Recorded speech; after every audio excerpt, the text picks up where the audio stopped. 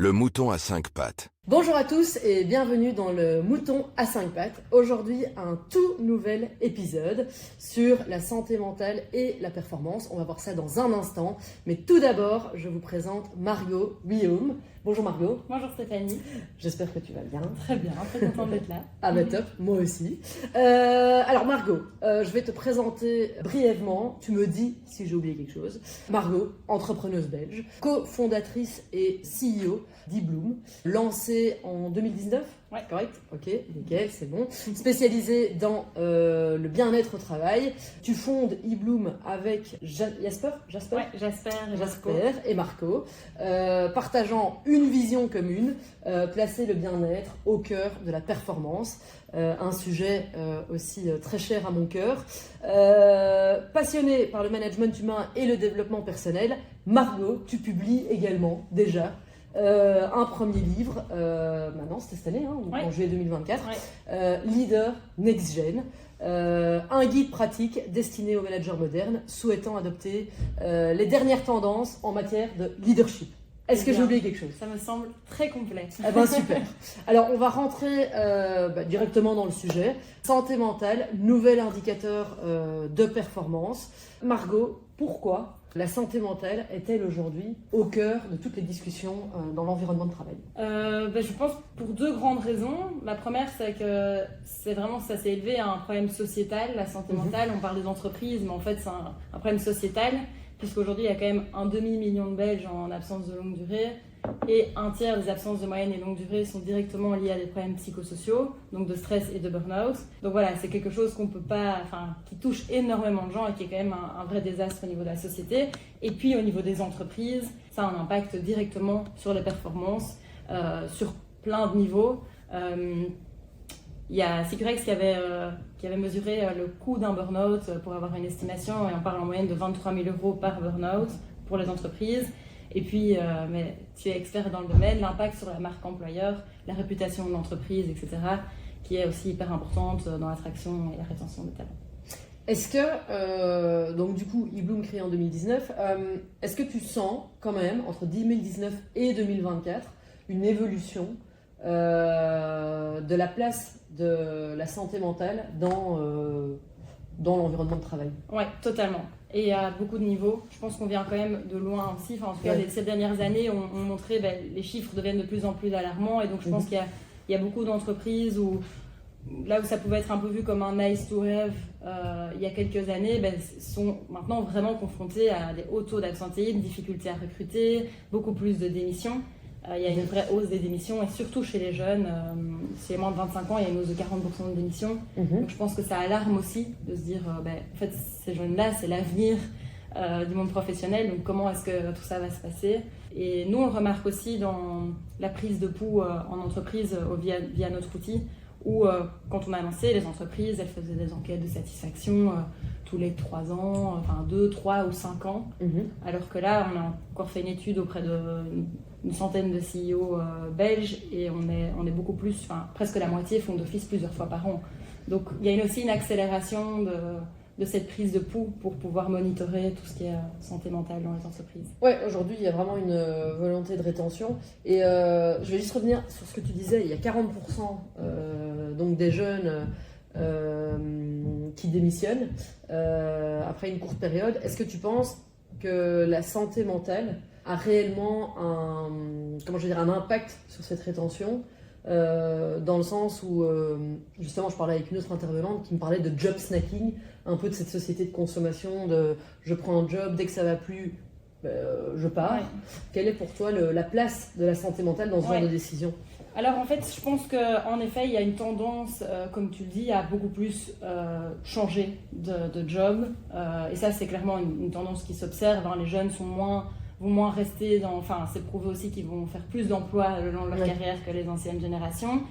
Et pour moi, ce que ça montre, c'est qu'en effet, il y a eu un switch. Et ce switch, c'est au niveau de la fidélité à l'employeur. Que c'est vraiment une notion qui s'est perdue.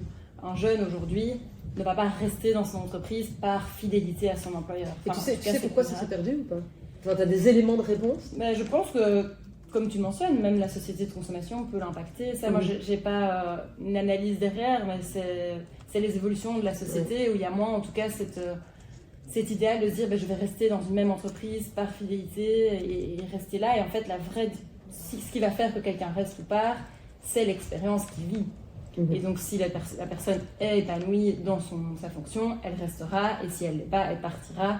Mais voilà, cette notion de juste par fidélité ne suffit plus. Et donc, c'est là où il y a une hausse de démission parce que voilà, il faut compenser par d'autres choses, quoi. Et alors, justement, parce que tu dis il faut compenser par d'autres choses, moi j'aimerais bien qu'on s'arrête là-dessus parce que je lisais il n'y a pas longtemps sur LinkedIn un post qui disait les cours de yoga au sein d'une entreprise ne suffisent pas à ce que les gens se sentent bien. Ouais. Qu'est-ce que tu penses je suis d'accord, et aussi c'est quelque chose qui me chipote un peu, c'est le mot bien-être. Parce que je trouve que le mot bien-être, tu vois, ça fait penser un peu au spa, au massage, à la corbeille de fruits qu'il y a au milieu de la salle de réunion. C'est des choses qui sont chouettes, mais ça, par contre, c'est plus un nice to have, parce que c'est pas ça qui va constituer vraiment l'expérience d'un collaborateur. Et en fait, quand on parle d'expérience, je trouve que parfois, il y a un peu un elephant in the room, c'est qu'en fait, ce qui se passe, généralement, ce qui va vraiment faire l'expérience du collaborateur, c'est souvent sa relation avec son manager. C'est comment ça se passe avec son manager, parce que c'est la personne qui a le plus d'impact sur son quotidien, tu vois. Il faut savoir que 70% de la variation de l'engagement dans une équipe est directement liée au manager. Donc c'est lui qui a le plus d'impact, et c'est normal, parce que c'est la personne du quotidien qui s'assure que les objectifs soient clairs, que la personne évolue, donc elle touche en fait à énormément de facteurs d'engagement.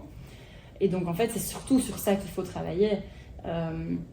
Voilà, je pense pas que quelqu'un démissionne parce qu'il n'y a pas de cours de yoga à son bureau ou parce qu'il n'y a pas de fruits, tu vois. Généralement, c'est plutôt pour des problèmes plus profonds. Et donc pour moi, c'est quelque chose de très chouette et qui va contribuer à plein d'aspects, de bonne nutrition, d'ambiance au travail, etc. Mais c'est pas suffisant. Des nice to have, quoi. Alors du coup, les must have, parce que tu parles du manager, ok. Quels sont les critères, je vais pas dire d'un bon manager, mais au final c'est un peu ça, d'un manager qui justement va préserver la santé mentale de son équipe? Je pense que ce qui manque vraiment aujourd'hui, c'est cette attention de comprendre ce qui se passe, vraiment comprendre les besoins de son équipe. Il y a un petit peu... Oui, alors pour répondre à ta question, il y a des choses que tout manager, c'est important d'avoir, que tout le monde sait, besoin de reconnaissance, d'être un peu cette attitude de leader coach, de faire évoluer ses équipes, des choses assez standards d'un manager. Mais le problème, c'est que, en fait, le manager, au final, il doit s'adapter à son équipe, parce que c'est vraiment challengeant pour les managers, parce que les gens dans une équipe ont des besoins différents aussi. Et donc pour moi, ce qui manque plus, c'est vraiment cette communication, de comprendre la situation dans l'équipe. Quels sont les besoins, comment les gens se sentent. Et en fait, c'est juste des prises de conscience, c'est pas des plans d'action, mais se dire, ok, mais j'ai pas bien communiqué les objectifs, c'est peut-être pas suffisamment clair, ou il y a un manque de reconnaissance, ou la personne sent qu'elle stagne dans sa fonction. En fait, je le comprends, et donc je peux mettre des choses en place. Et ça, je trouve que c'est quelque chose... J'ai 1000 questions à te poser, il faut que ça se structure. Parce que, au final, de nouveau, si on reprend plusieurs statistiques, on se rend compte qu'il y a de moins en moins de personnes qui veulent faire du people management. C'est bon, ça prend trop la tête, trop de choses à réfléchir, trop de personnalités différentes. Donc je pense que par rapport à avant, il y a vraiment une prise de conscience. Ce que ça implique. Voilà, qu'il faut vraiment avoir ce rôle de manager coach, d'aller vraiment écouter.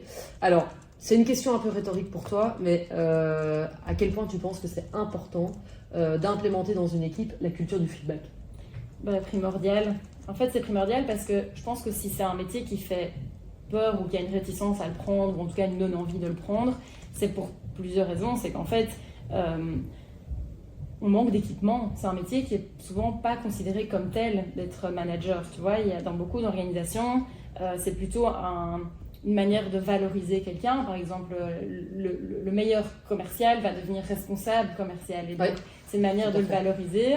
Ce qui est très bien, mais c'est pas du tout, cette personne-là n'a peut-être pas du tout les compétences d'un manager, ni vocation à vouloir le faire.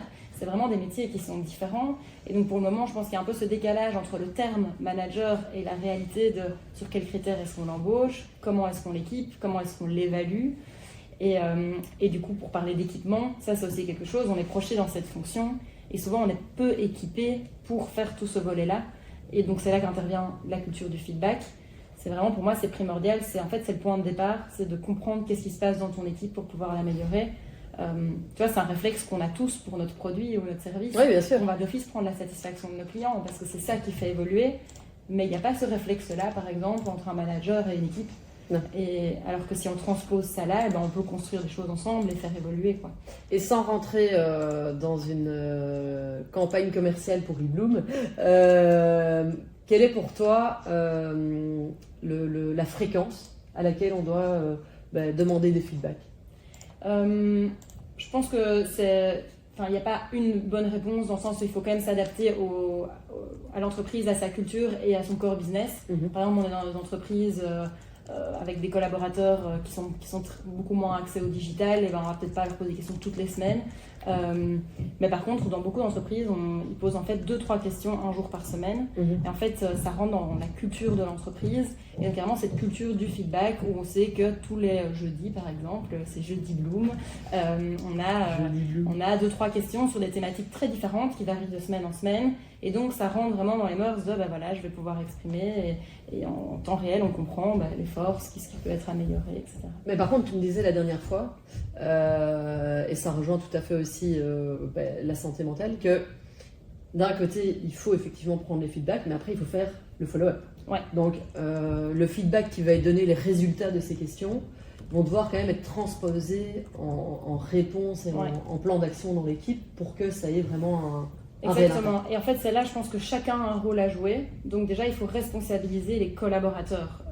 L'idée n'est pas d'un collaborateur juste dire je vais bien, je vais pas bien et attendre que tout s'améliore derrière. Je pense que chacun a vraiment un rôle à jouer à son niveau. Donc le collaborateur, c'est déjà d'exprimer, parce que s'il dit pas, on ne sait pas l'aider, mais aussi de proposer des solutions. Et ça, c'est aussi intéressant, c'est que dans beaucoup d'entreprises, on s'arrête à l'enquête de satisfaction. Tu vois, donc on collecte les ressentis. Et puis ça va être en RH, on va un peu faire un brainstorming avec l'équipe RH pour trouver les solutions tout seul. Alors qu'en fait, les personnes qui expriment dans ces enquêtes de satisfaction, elles ont des solutions, elles ont des idées. Et là, moi, c'est pour ça que je supporte extrêmement tout ce qui est intelligence collective. Et c'est de pouvoir revenir après auprès de ses collaborateurs qui ont exprimé quelque chose et dire ok, mais qu'est-ce que vous proposez, quelles sont vos suggestions? Et là, c'est le pouvoir du collectif, c'est que tout le monde va pouvoir agir. Et même un step plus loin, c'est que même ce collaborateur-là aille jusqu'à l'implémentation de la solution. Pourquoi pas, au final? Oui, donc là, tu es dans l'inclusion totale où il y aurait des plans d'action qui seraient réfléchis, discutés et puis mis en place par les acteurs. Ça pourrait complètement des projets internes. Ce qui est génial, les projets internes, parce que ça permet de booster l'engagement, de considérer les collaborateurs et de faire travailler des équipes ensemble qui n'ont pas l'habitude de travailler ensemble. Donc, il y a plein de bénéfices par rapport à ça. Et est-ce que ça ne travaillerait pas justement sur la santé mentale aussi, de au final sentir qu'on met une brique à l'édifice de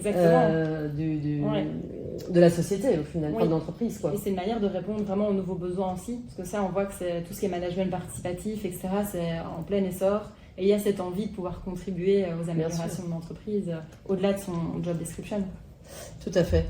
D'après toi, d'après ton recul, quels sont les éléments les plus stressants dans un environnement de travail? Parce que c'est un peu comme le cours de yoga dont on parlait juste avant. Souvent, on allie le stress uniquement à la charge de travail. Mais est-ce qu'il y a d'autres éléments qui peuvent atteindre à la santé mentale des employés ou qui peuvent affecter les personnes au quotidien? Ce qui est intéressant dans ta question, c'est si on reprend un peu la définition d'un burn-out. En fait, de base, comme tu dis, ça a toujours été associé à une surcharge de travail, et c'est la définition initiale. Mais en fait, elle a été étendue, cette notion de burn-out, à aussi une désillusion professionnelle. Et je pense que c'est intéressant d'avoir conscience de ça, c'est qu'en fait, il y a des personnes qui sont en burn-out, non pas parce qu'elles ont eu trop de travail, une surcharge, mais vraiment une désillusion. C'est-à-dire, à un moment donné, une quête de sens, on ne se retrouve plus dans ce par rapport aux attentes qu'on avait par rapport à notre travail, on ne le vit plus de cette manière-là. Et donc, ce n'est pas forcément une surcharge de travail.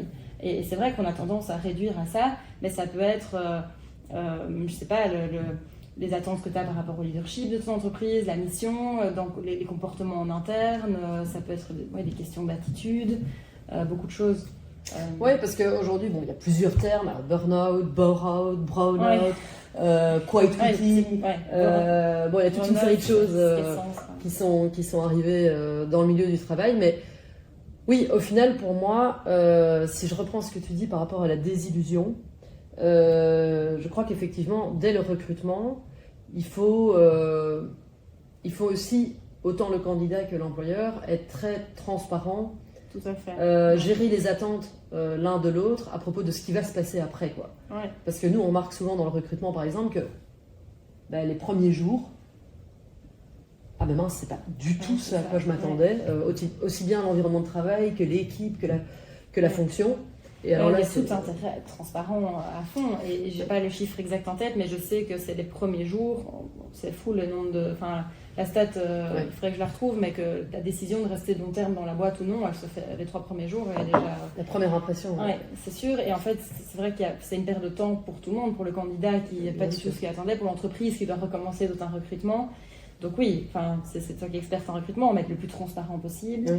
Et on remarque aussi de tout ce qui est dans la communication de l'entreprise, avoir les images les plus authentiques, vraiment la réalité, de pouvoir rencontrer les gens. Je pense que c'est toi qui m'expliquais que maintenant les gens demandent aussi les références des autres employés.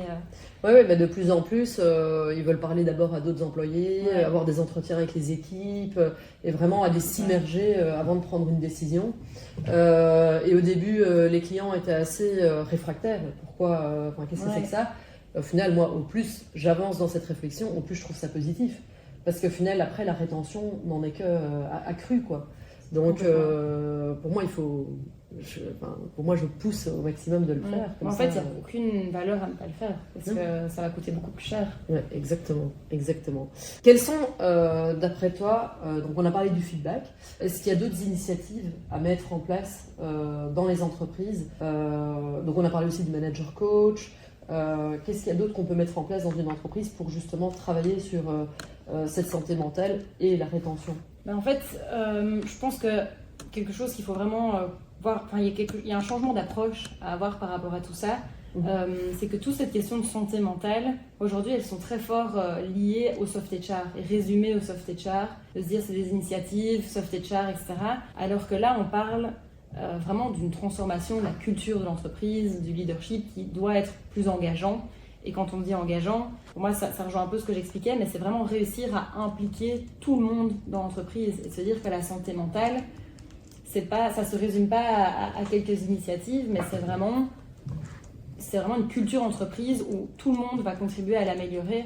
Et donc chacun à son niveau, comme on l'expliquait, où aujourd'hui, s'il y a juste HR qui peut prendre des initiatives et les collaborateurs qui veulent bien un peu contribuer, donner des idées, etc., mais que par exemple les managers ne sont pas impliqués, il manque quand même un gros maillon dans la chaîne, et donc il faut vraiment que le manager puisse comprendre ce qui se passe, améliorer les choses, les employés proposent des idées, ils donnent du feedback.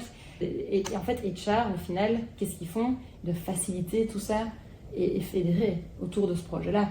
Pour moi, le rôle du RH, c'est vraiment ce moteur, mais c'est pas la responsabilité que ça marche. Tu vois. Non, mais comment tu fais quand tu es une petite boîte et que tu n'as pas de département RH ? C'est-à-dire, est-ce que pour toi, il y a vraiment un lien avec la taille de l'entreprise, ou bien est-ce que, en gros, dès le début, une start-up se lance, elle peut immédiatement mettre en place des choses très, très faciles ? Oui, dès le début, la culture du feedback, pour moi, c'est bien d'avoir...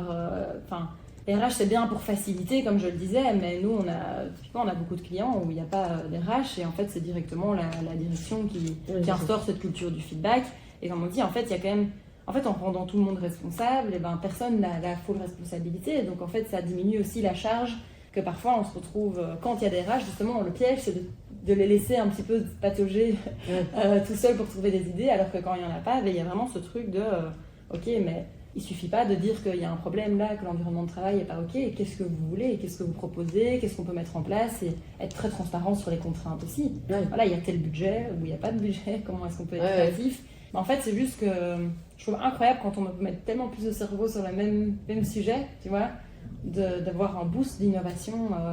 Je suis entièrement d'accord, mais par contre, je trouve que malgré tout, je sais pas... Alors, là, par contre, tu as beaucoup plus d'expérience que moi, mais dans mon ressenti, j'ai l'impression que ça reste quand même encore quelque chose... la santé mentale, ça reste quand même encore un petit peu tabou, on va dire, dans certaines entreprises. En fait, tu as ceux, comme tu dis, l'elephant in the room, tu parlais de ça. Tu as vraiment les boîtes qui te mettent en place tous les cours de sport possibles et imaginables, la flexibilité, les trucs. Et malgré tout, ils n'arrivent pas à retenir leur personne. Mais là, on touche à un autre problème qui est l'envie ou non d'être un dirigeant averti. Ça, moi, clairement, quand je rencontre des dirigeants d'entreprise, très vite, on sent s'ils sont convaincus de l'importance de savoir ce qui se passe dans l'entreprise et d'avancer là-dedans, ou parfois, il y a vraiment cette réticence de, en fait, je préfère pas savoir. Tu vois ? Et donc là, c'est sûr qu'il faut avoir cette envie d'être averti de ce qui se passe. Et moi, il y a inévitablement cette crainte de se dire, en fait, si maintenant je commence à comprendre tout ce qui se passe et que c'est plus un tabou la santé mentale, je sais exactement qui, sont, comment, enfin, dans l'entreprise, ça fait peur. On a toujours ce sentiment de se dire, mais je vais me rendre compte de plein de problèmes, etc. Et ce que je trouve toujours hyper intéressant, c'est que dans les faits, ça n'arrive jamais comme ça. Dans les faits, nous, dans ce qu'on mesure, clairement, les dashboards, ils sont dans le vert. Hein. Je veux dire, quand tu regardes toute l'expérience employée d'un collaborateur, il y a tellement de choses positives. En fait, en tant que dirigeant, on n'entend souvent que le négatif. Oui. Parce que, tu vois, combien de fois est-ce que tes collaborateurs toquent à la porte pour dire à quel point ils sont heureux et que tout va bien. Enfin, ce n'est pas le souvenir. Non. Voilà, c'est pas des réflexes que les gens ont. Mais c'est marrant que tu dises ça parce que c'était ma prochaine question. Comment ça se fait? Alors là, je l'ai vécu en live avec un client, donc c'est pour ça que j'aimerais bien avoir tes lumières là-dessus. Comment ça se fait que il peut y avoir une telle différence entre un feedback en interne où tous les dashboards sont au vert et puis quand tu lis leur Glassdoor, c'est catastrophique. Et il y a, j'avais cette discussion hier avec un client qui me disait mais comment est-ce qu'on peut faire? Parce que on a été Great Place to Work, Best Employee, Employer, tout ce que tu veux. On veut traduire ça d'une manière ou d'une autre, mais quand on demande naturellement aux gens de donner un feedback, en fait, ils ne le font publiquement que quand ça va pas. Et moi-même, j'avais cette réflexion parce que je me disais, mais moi, au final, effectivement, quand je vais dans un resto, je vais mettre une review que si ça va pas. C'est ça. Si c'est délicieux, en fait, c'est normal, donc je vais pas mettre. Par contre, si ça va pas, je vais l'indiquer. Comment est-ce qu'on peut faire pour traduire ce qui se passe en interne publiquement? Donc, comment est-ce qu'on peut chercher le positif aussi? C'est ça que tu veux dire? Oui, parce qu'au final, parce que aujourd'hui, eBloom, par exemple. De résultats. Oui. Tu vois, par exemple, eBloom, tu ne publies pas, enfin, les entreprises ne peuvent pas publier publiquement les résultats d'eBloom. Oui, donc tu dis qu'en fait, quand c'est public, alors ils veulent bien du négatif, mais en interne, c'est plutôt un problème de retombées, une peur de retombées. Alors, si en interne, ça va être plus positif. Je n'ai pas de réponse. C'est-à-dire que je pense que d'un côté, les gens, je vais prendre chez Gentis, les gens qui sont là depuis des années ne vont jamais écrire un commentaire sur Glassdoor. Ils sont très heureux, ils sont là, ils font leur petite vie, mais jamais ils écriront sur Glassdoor. À l'inverse, peut-être un employé malheureux va avoir peur anonymement de dire qu'il est malheureux, va pas le dire, mais par contre anonymement va le faire. Je pense que c'est la réponse dans ce que tu dis, c'est qu'en fait cette notion d'anonymat, elle est vraiment vraiment clé et on a beau garantir l'anonymat, mais c'est très dur de réussir vraiment à convaincre. Et il y a toujours des personnes qui ont cette peur-là, donc ça c'est déjà une chose. Mais justement, ce qui est pas mal, c'est qu'en fait quand tu fais une culture du feedback récurrente, tu adresses tellement de sujets et en fait. Par exemple, nous, c'est par batch. Donc, si on envoie 5 questions, on répond aux 5 ou on n'y répond pas. Mais donc, en fait, peut-être dans les 5, il y en a une qui sera moins bonne et 4 qui sont bonnes. Mais donc, en fait, ça stimule aussi de voir ce qui va bien. Et donc, comme c'est récurrent, on joue le jeu. Après, quand c'est une fois par an, on peut donner un avis. Peut-être la personne va se dire, j'en ai pas besoin parce que je vais bien. Et donc, en fait, c'est vraiment de rentrer dans cette récurrence où on se rend compte, en fait, que c'est aussi, même pour la personne, c'est bien de pouvoir se rendre compte de tout ce qui va bien. Parce que si, humainement, on a tendance parfois à noircir le tableau, tu vois, s'il y a un aspect de ta vie professionnelle qui va pas bien, de se focaliser là-dessus. Et le fait d'avoir des questions sur plein de sujets et de pouvoir dire, mais en fait, ça j'adore, moi, la relation avec mon manager, ça se fait super bien, en fait, j'adore mon équilibre pro-privé dans ma boîte. En fait, ça permet aussi de mettre en lumière ce qui va bien. Et donc, je pense que ça fait du bien, autant à la personne qui le donne, ce feedback, qu'à l'entreprise, qui peut voir aussi, se dire effectivement, il y a quelque chose qui est dans le rouge et on en a conscience et on va travailler dessus, mais on voit aussi qu'est-ce qui crée l'engagement, pourquoi les gens restent et qu'est-ce qui crée notre marque employeur. Est-ce que tu as je ne sais pas si tu as des statistiques, mais même si tu n'en as pas, ton avis global, est-ce que tu as un gros taux d'abstention en général dans les feedbacks? Non, franchement, nos taux de participation sont bons. Ils varient généralement entre 60 et 80% de participation. Après, tout dépend évidemment des retours. Donc ça, on n'a pas la main dessus. Oui. Mais ce qu'on remarque, c'est que clairement, les entreprises qui reviennent après en proposant des boîtes à idées, ou en tout cas les employés qui savent que leurs managers ont accès aux résultats, vont plus participer que quand ça reste uniquement en RH. Oui, ça, c'est systématiquement, pour les raisons que je t'avais expliquées. Comme tu sais que c'est ton manager qui a le plus d'impact sur ton expérience, et ben, tu sais qu'en fait, lui, il ne va pas regarder les résultats. Le ROI de prendre le temps de donner ce feedback est vachement diminué. Bon, du coup, le futur. Comment imaginer un futur où bien-être et performance seraient totalement alignés? Déjà, en incluant ce bien-être dans les performances. Donc quand on parlait tout à l'heure du rôle d'un manager, tu vois qu'il y a un décalage entre les attentes qu'on a d'un manager et la manière dont on le recrute. Je pense que ça doit passer par les évaluations aussi. C'est-à-dire, en fait, si on attend d'un manager qui s'occupe de l'engagement de ses équipes et de veiller que les gens restent, qu'il n'y ait pas d'absence, qu'il n'y ait pas de burn-out, etc., ce serait bien d'inclure ces data de santé mentale dans leurs objectifs.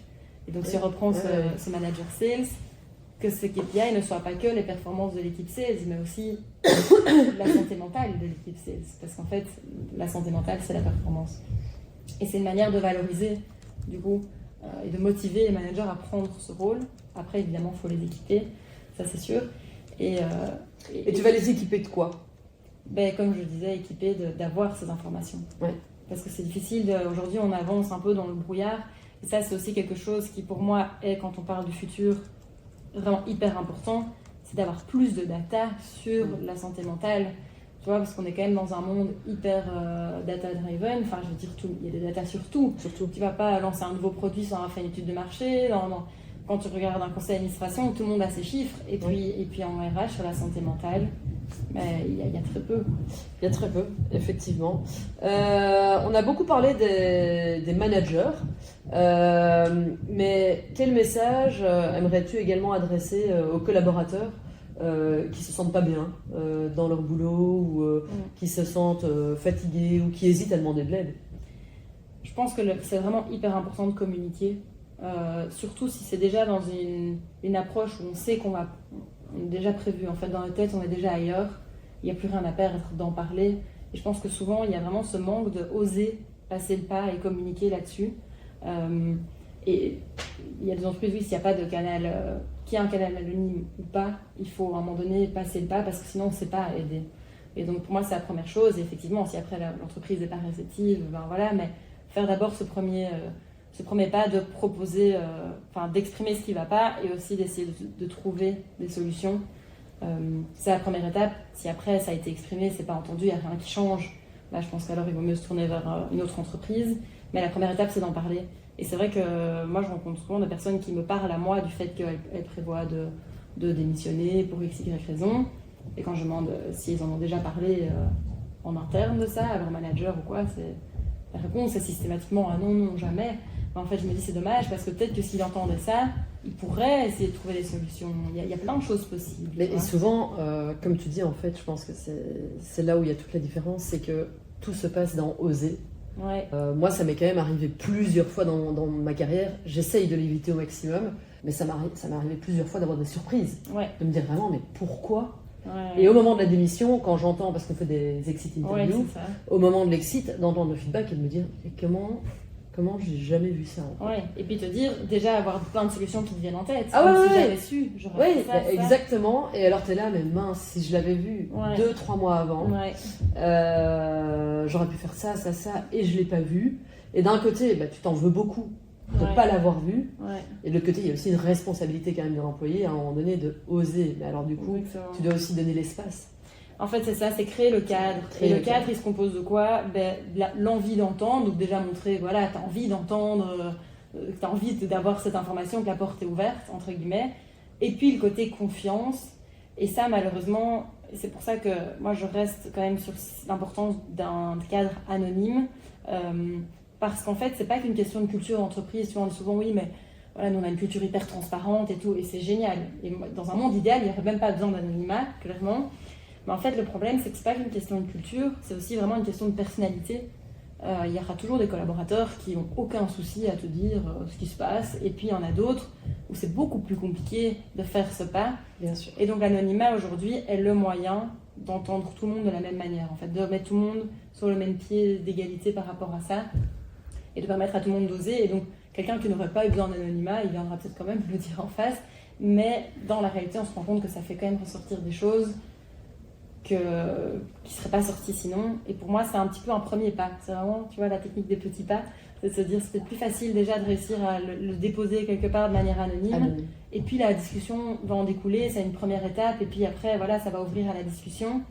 Mais directement, se dire, ok, je vais aller toquer à la porte de mon manager, ça peut être plus confrontant. Tu vois. Très bien, culture du feedback, culture de l'anonymat, formation, prise de conscience, inclusivité de tout le monde aussi pour justement mettre des plans d'action clairs, responsabilité de tout le monde, c'est ce que je retiendrai, et différence entre must have et nice to have, parce qu'au final c'est pas mal d'avoir des fruits et des cours de yoga, mais ça ne résoudra pas tout.